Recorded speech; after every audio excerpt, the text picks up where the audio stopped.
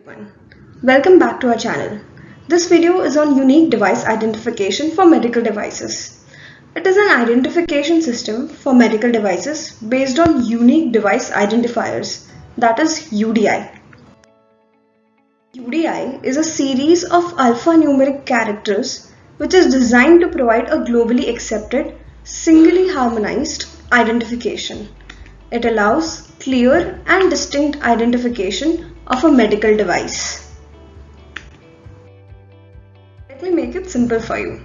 These three young people you see on the screen are triplets, and their name is Rohit Pawan Jha, Rohan Pawan Jha and Roop Pawan Jha.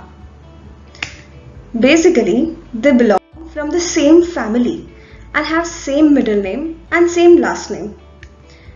Yet, they have their own identity which is specifically associated to them.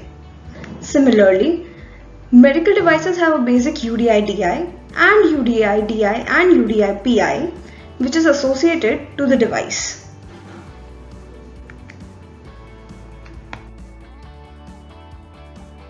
Basic UDI-DI is intended to identify devices of the same group having the same intended purpose, risk classification and essential design characteristics and manufacturing process.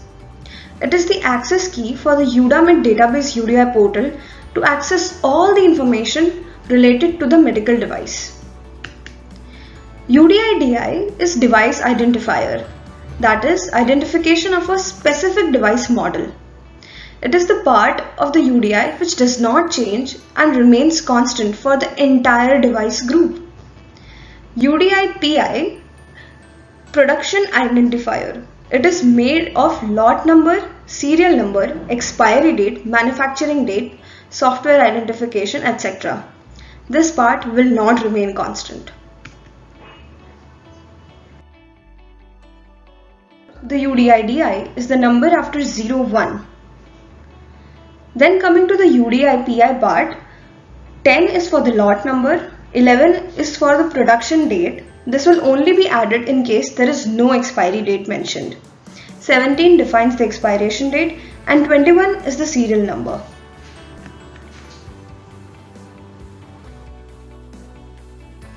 The UDI must appear on the label in the plain text or human readable information HRI and in the form that uses automated identification for data capture AIDC.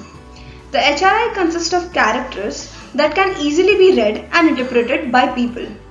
The UDI shall be placed on the device itself or the device label and all the higher levels of device packaging.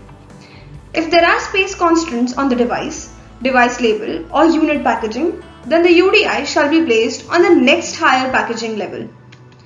If there is a space constraint which limits the use of both AIDC and HRI on the label, only the AIDC shall be placed on the label.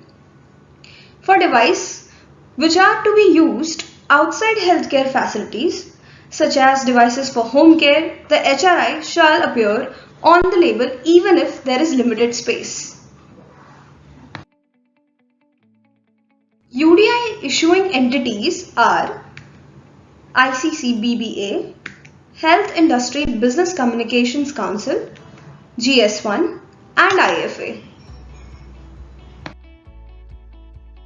UDI system will promote easier traceability of devices and will considerably advance the post-market surveillance activities and allow better regulation of medical devices by the competent authorities.